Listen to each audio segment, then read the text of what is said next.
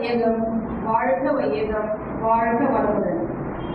அறத்திற்கே அறம் வகுத்த major toner தலைவர் அவர்களே, அறநெறியோடு தீர்ப்பு தலைவருக்கும் நடுவர் அவர்களே, இங்கு வீட்டில் இருக்கும் சான்றோர் பெருமக்கள் அனைவருக்கும் என் வாழ்க வளமுடன் என்ற வார்த்தையை தெரிவித்துக் கொள்கிறேன். ரொம்ப அருமையா பேசினாங்க எதிர்கட்சி தலைவர். என்னன்னு பேசினாங்க? இறை உணர்வு தானா? அவங்களுக்கு இறை உணர்வு இருக்கா இல்லைன்றது தெரியல. ஆனா பிரம்மஞான வகுப்பு அருமையா இருக்காங்கன்றது மட்டும் இறை உணர்வுல இருந்து நாங்க தெரிஞ்சுக்கிறோம். எனது நிலைப்பாடு தெளிவானது. அறம் என்பதே செய்யக்கூடியது. அதை கண்ணால மட்டும்தான் பார்க்க முடியும். ஆனா இறை உணர்வு அப்படி கிடையாது. அதை ஒருத்தர் உணர்ந்தாதான் பார்க்க முடியும். இப்ப நான் அதை உணர்ந்து அதை ஆங்கிலம் சொல்ல முடியும். அப்படியே நான் அதை சொன்னா கூட உங்களுக்கு அது எந்த நிலையில விளக்கம்ன்றதே தெரியாது. ஓகேவா? நான் இந்த நிலையில நான் உணர்ந்தேன்னா வடிவேல் சொல்லுவோம் பாருங்க காமெடி, யாருடைய பொண்டாட்டி எல்லாம் உதவியோ அவங்களுக்கு தான் கடவுள் கண்ணுக்கு தெரியுமான்ட்டு. அதுதாங்க இடைநிலையே. மகரிஷி சொல்றாரு, தான் சமுதாயம் இயற்கை என்ற மூன்றில் அமைப்புலதான் இயற்கையா அமைஞ்சிருக்கு அப்படின்றாரு. அதுல முக்கியமானது ஒழுக்கம், கடமை, ஈகை. இந்த மூணுக்கு நீங்க ஃபாலோ பண்ணாலே அறநெறி வாழ்க்கைய அருமையா வாழலாங்க. ஆனா அறம் என்பது அனைவருக்குமே பொதுவான சட்டம். ஆனா இறை உணர்வு என்பது ஒரு அனுபவமே. அந்த அனுபவம் நீங்க கிடைச்சா மட்டும்தான் அதை நீங்க ஃபீல் பண்ண முடியும். இப்ப ஒருத்தவங்க அறம் நம்ம எப்படி நம்ம வாழ்க்கையோட தான் கலந்து இருக்குது. நம்ம டெய்லியோட வாழ்க்கையில கோயிலுக்கு போறோம், நம்மளுடைய பாட்டம் கூட்டியெல்லாம் நம்மளுக்கு எது சொல்லி கொடுத்துருக்காங்க? சிலை வடிவமா இருக்கக்கூடிய அந்த இறைநிலையை தான் நம்மளுக்கு சொல்லி கொடுத்துருக்காங்க. தும்பிகை இருந்தா விநாயகரு, வேல் வச்சுட்டு இருந்தா முருகர், இப்படிதான் சொல்லி கொடுத்துருந்தாங்க. ஆனா அது சொல்லி கொடுத்தா மட்டும்தான் தெரியும். ஆனா நம்ம வாழ்க்கையோட நம்ம வாழ்க்கை இருக்கு பாத்தீங்களா, அறநெறியோட வாழ்க்கை இல்லைங்களா, அதுதாங்க நம்ம வாழ்க்கைக்கே காரணமா இருக்குது. நம்ம இப்ப சாப்பிட்டோம்னா நம்ம பக்கத்துல ஒருத்தர் பசியோட இருக்கானா, அந்த பசியை பார்த்துட்டு நம்மளால சாப்பாடு சாப்பிட முடியுமா? முடியவே முடியாது. அவனுக்கும் என்ன பண்ணணும்? பங்கிட்டு தான் நம்ம அந்த சாப்பாடை நம்ம சாப்பிடணுன்றது நம்மளுடைய ரத்தத்திலேயே ஊறி போனது. நம்ம கருமையத்திலேயே பதிவாகி இருக்கிறதே அறநெறிதாங்க. அறமில்லாத தியானம் சுயநல ஆன்மீகம். அறத்துடன் வரும் தியானம் பரந்த அக்கறை. அறம் என்பது உடனடி செயல். இறை உணர்வு என்பது காலம் கடந்த செயல்.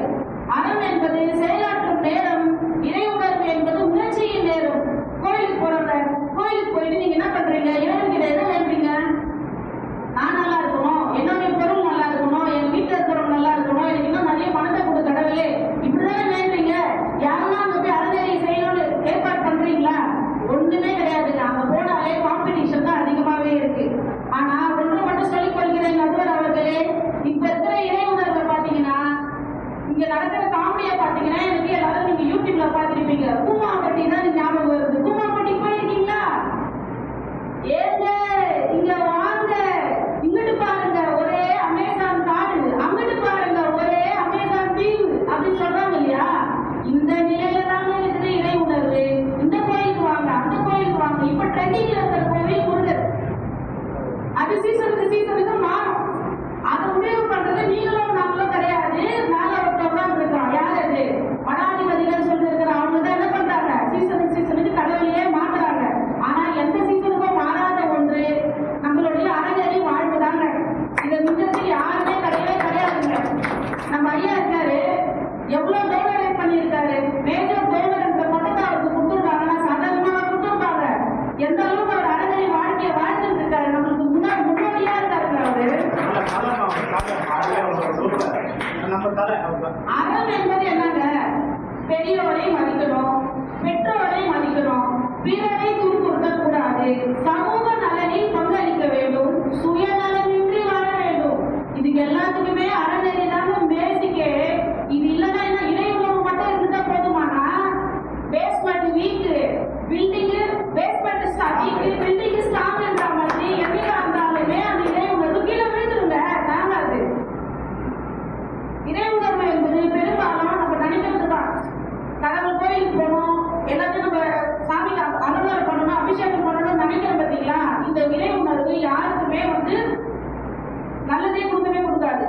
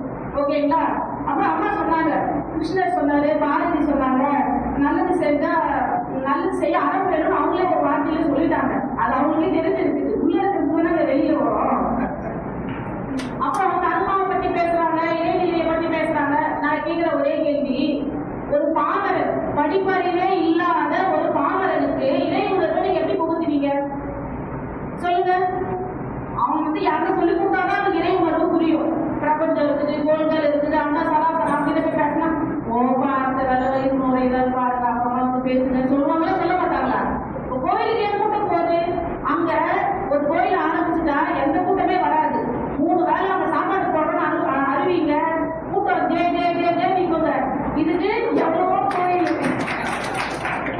உதாரணமா இருக்கு. அந்த அறநெறி வீட்டுக்கு புகுத்துனீங்கன்னா அது ஆட்டோமேட்டிக்கா வந்துடும். நம்ம வீட்டுல இருந்து நம்ம அதை வாழ்வியல்ல நம்ம கலந்து வச்சுட்டு இருக்கோம். நான் இறைவனுடன் இருக்கிறேன் என்று கூறினால் அறம் இல்லாத அந்த ஆன்மீகம் சுயநலமே. திருவள்ளுவர் சொல்லியிருக்காரு, அறத்து ஊங்கு ஆக்கம் இல்லை, அதனை மரத்திலே ஊங்கு இல்லை கேடுன்னுட்டாரு. ஒரே வார்த்தையில முடிச்சிட்டாரு. நீங்க அறத்தை போட்டுறீங்கன்னா வாழ்க்கையில நீங்க மென்மேலும் உயரலாம். அதை தவிர்த்துட்டு வேற எதுவுமே உலகத்துல பெஸ்ட் கிடையாதுன்றத என்ன சொல்லியிருக்காங்க, அழகா 2 வரியில சொல்லியிருக்காரு. வாழ்க்கை என்பது ரொம்ப ரொம்ப ரொம்ப விசித்திரமானது நண்பர்களே. எப்ப வருது எப்படி வருதுன்னு சொல்ல முடியாது. ரஜினிகாந்த் சொல்ற மாதிரி எப்ப நடக்குது எப்படி நடக்குதுன்னு தெரியாது. இப்போ போன மாசத்துல ஒரு சம்பவம் நடந்தது இல்லைங்களா? ஒரு ஏர் கிராஷ் ஒன்று நடந்தது. ஒரு ஏரோப்ளைன்ல ஒரு 261 பேர் வந்து இறந்துட்டாங்க. அதுல ஒரே ஒரு ஆள் தான் உயிர் பழைச்சாங்க அப்படின்றத நம்ம நியூஸ்ல பார்க்கணும் இல்லைங்களா? அப்போ அவங்க இதே கூட நம்ம காப்பாத்திச்சா, அந்த அறநெறி காப்பாத்திச்சாங்க. எதை நம்ம சொல்லுவோம், அந்த அறநெறி இருக்கிறதுனால அந்த ஒரு ஆள் தான் வந்து பழைச்சான். எவ்வளவு பேர் கோயிலுக்கு போயிட்டுல போனாங்களா அந்த பிளைட்ல. அதை பார்க்கும்போது நம்ம அறநெறியோடு வாழ்கிற வாழ்க்கை என்னைக்குமே வந்து நல்ல ஒரு இதுவா இருக்கும். ஒழுக்கம் கடமை ஈகை நமது முன்னோர்களின் அறநெறி வாழ்க்கையிலே சார்ந்து இருக்கிறது. அறநெறி அறிதல் மட்டுமே அறிவல்ல, புரிதல் மட்டுமே அறிவு. புரிதல் மட்டுமே அறிவல்ல, அதை எடுத்து சிந்திப்பதில் அறிவு. சிந்தித்தால் மட்டுமே அறிவல்ல, அதை செயல்படுத்தினால் மட்டுமே அறிவு. அப்படி அறிவை செயல்படுத்த அறநெறி வாழ்வு மட்டுமே அனைவருக்கும் வாழ்வாக வாழ வேண்டும் என்று வாழ்த்தி இந்த வாய்ப்பினை அளித்த அறக்கட்டளைக்கு மிகவும் நன்றி. வாழ்க்கை வளமுடன். சிறப்பான முறையில அறநெறின்னு நமக்கு நல்லது செய்ய முடியும். இறை உணர்வு பெற்றவங்க எல்லாம் நல்லது செய்யறாங்களா அப்படின்னு சரண்யா வாதாடுறாங்க. கோயிலுக்கு போறவங்கெல்லாம் இந்த பக்கம் போனா எந்த பிரசாதம் இருக்குது, அந்த பக்கம் போனா பொங்கல் இருக்குது, இந்த பக்கம் போனா புளியோதரை இருக்குது.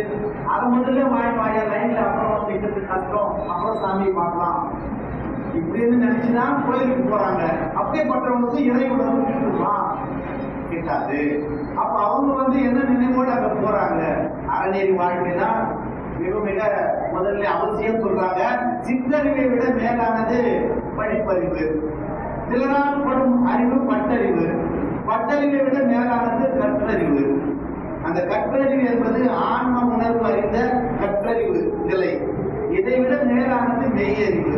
அந்த மெய்யறிவை அறிவதே இறை உணர்வு.